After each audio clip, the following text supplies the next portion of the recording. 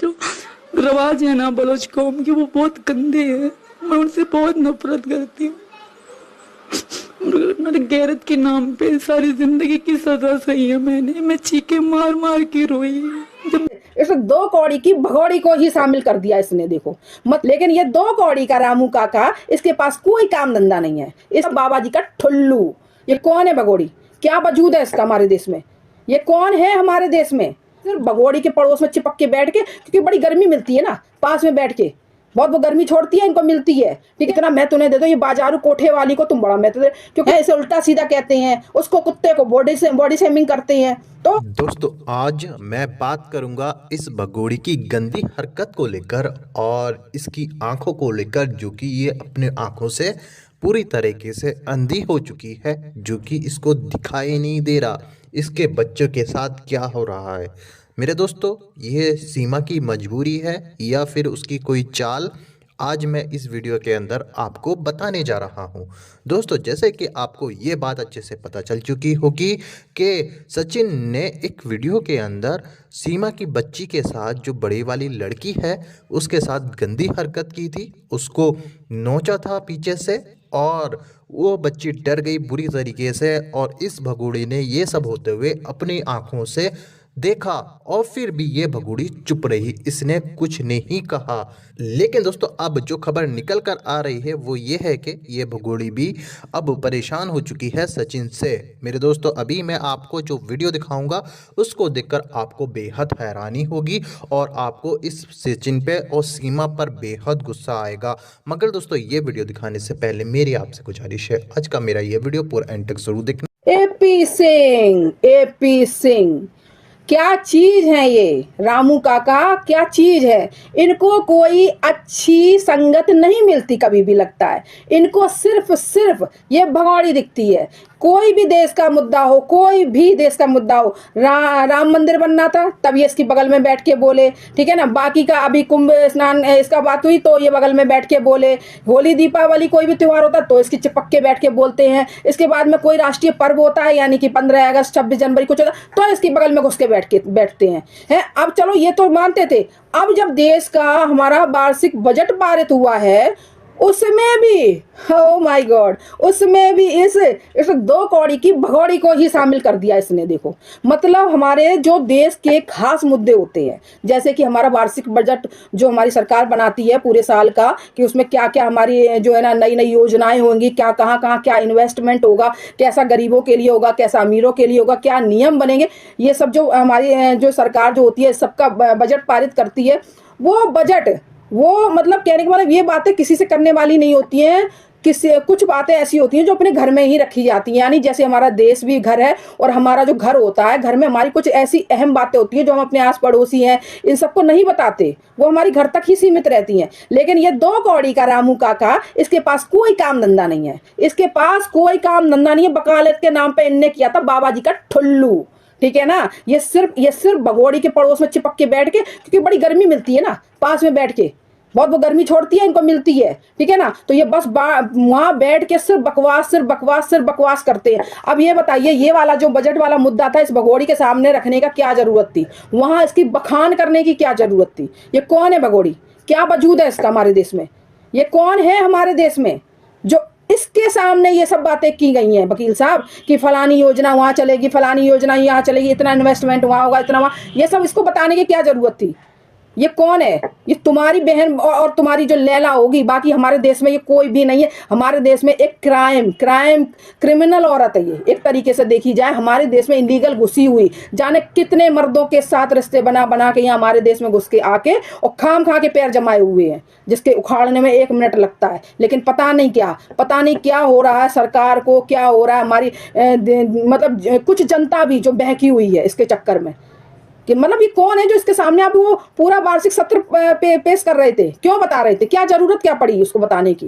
ये कौन है? इसको नागरिकता तक इसके पास नहीं है, ना हमारे देश की। अब तो ये किसी कहीं की भी नहीं है, ना तो ये पाकिस्तान की है ना हिंदुस्तान, क्योंकि पाकिस्तान भी गई ना तो इसके मुंह पे सीधे जूता है, ठीक है ना। इसको कोई नहीं रखेगा, ना हिंदुस्तान ना पाकिस्तान हिंदुस्तान थूक ही रहा है कि निकल तू मेरे यहाँ से, निकल तू मेरे यहाँ से। बस वो सबके हाथ पैर बंधे हुए हैं ना, नहीं तभी तक निकाल के बॉर्डर पे फेंक दी गई होती अगर आम जनता के बस में होता तो, ठीक है ना। कुछ वो सियासी मामले कहने का मतलब है जो ना अंतर्राष्ट्रीय मामला ये पड़ रहा है ना, इसलिए कोई ज़्यादा कुछ कर नहीं पा रहा है। तो वही मैं कहना चाहूंगी, इन वकील की तो बिल्कुल बुद्धि फिर गई। रामू काका वाकई में रामू काका बन गए। इनके पास कोई मुद्दे नहीं है, इनको बस एक ही मुद्दा मिलता है, वो सीमा हैदर। जो कुछ होता है, जहां कुछ भी होता है, उसका सारा क्रेडिट जाता है इस भगोड़ी को। इनकी नज़र में पता नहीं क्या ये गुट्टी पिलाती है। इतना महत्व तुमने कभी अपनी सगी बहन को दिया था? कभी सगी बहन सोशल मीडिया पे, हम तो आज तक नहीं जानते कौन सी तुम्हारी बहन है। और कभी तुम्हारी बीवी आई सोशल मीडिया पे, कभी तुम्हारी बेटी आई? इतना महत्व उन्हें दे दो। ये बाजारू कोठे वाली को तुम बड़ा महत्व दे, क्योंकि सही बात है भाई, सही बात है, अपनी घर की औरतें छुपा के रखी जाती हैं और बाजारू औरतों के पास लोग जाते हैं क्या, नुमाइश करने के लिए। वही तो ये करता है रामू काका। और इसके पास नहीं तो हमारा जो राष्ट्रीय एक तरह से देखी जाए वार्षिक बजट पेश हुआ, तो इसके सामने ये सब बखान करने की क्या जरूरत थी? ये तो वैसे भी ऐसी औरत है, इस पर तो कोई ट्रस्ट कर ही नहीं सकते हम लोग कि पता नहीं किस मकसद से हमारे देश में घुसी है, क्या करने के लिए घुसी है, कहाँ ये हमारी जानकारियां दे दे कि हमारे देश में ये हो रहा है, हमारे देश में हो रहा है, कहाँ कहाँ क्या फैला दे। जैसे ये हैदर को कहती है ना जिहादी है, टेररिस्ट है और क्या कहते हैं वो आतंकवादी है, तो तेरे पे कैसे विश्वास कर ले? तेरे पे कैसे विश्वास कर ले तेरे मुंह चलाने से? और वैसे भी ऐसे लोग जो कोई मकसद से आते हैं वो चापलूसी 100% वाली करते हैं। आपको बता दें कि चापलूसी में पीछे नहीं हटते, क्योंकि अगर वो चापलूसी नहीं करेंगे तो उनके पैर कैसे जमेंगे भाई? अगर वो अपनी जरा सी भी शक जाहिर कर देंगे, जाहिर सी बातें निकाल फेंक दिए जाएंगे। तो ऐसे लोग तो चापलूसी करते हैं। तो हमारे देश की जो आंतरिक चीज़ें हैं जो हमें किसी को नहीं बतानी होती हैं, वो इस भगोड़ी के सामने जाने क्यों पेश कर रहे हैं? क्या क्या इस भगोड़ी के जरिए ये पाना चाहते हैं, ये समझ में नहीं आती। अरे कभी अपनी बीवी को भी याद कर लिया करो सोशल मीडिया पे, कभी अपनी बहन को भी। यही मिलती है कि जब देखो तब कोई भी राष्ट्रीय पर्व हो, कोई वैसा वैसा मतलब अपना जो देश के कोई पर्व हो, सब में इसको इन्वॉल्व है, सब में ये इन्वॉल्व है।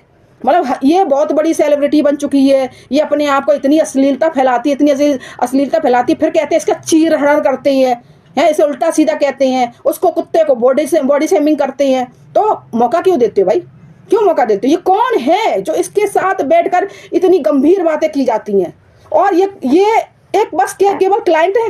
क्लाइंट के जरिए तुमने इतना रिश्ता जोड़ लिया। अभी मात्र 2 साल में इतना गहरा रिश्ता है ये कि हम तो समझते हैं हाँ, ये जो रामू काका है ये 100% कोई बड़ा धमाके में इन्वॉल्व है। हमें तो बस ऐसे ही लगता है। मैं तो साफ मुंह पे कहती हूँ, जो होना है सो देखा जाएगा, ठीक है ना। बस कैसे भी करके ये हैदर इंडिया आए, अपने बच्चों को ले, जैसे ही बच्चे लेता है, जैसे ही बच्चे हैदर के इधर हाथ में दिए जाएंगे, उधर इसको जेल का रास्ता दिखा दिया जाएगा, इसको डिपोर्ट कर दिया जाएगा। और हो सकता है हैदर के साथ ही बांध दिया जाए, ले जा गंदगी अपनी, यहाँ हमें ज़रूरत नहीं है।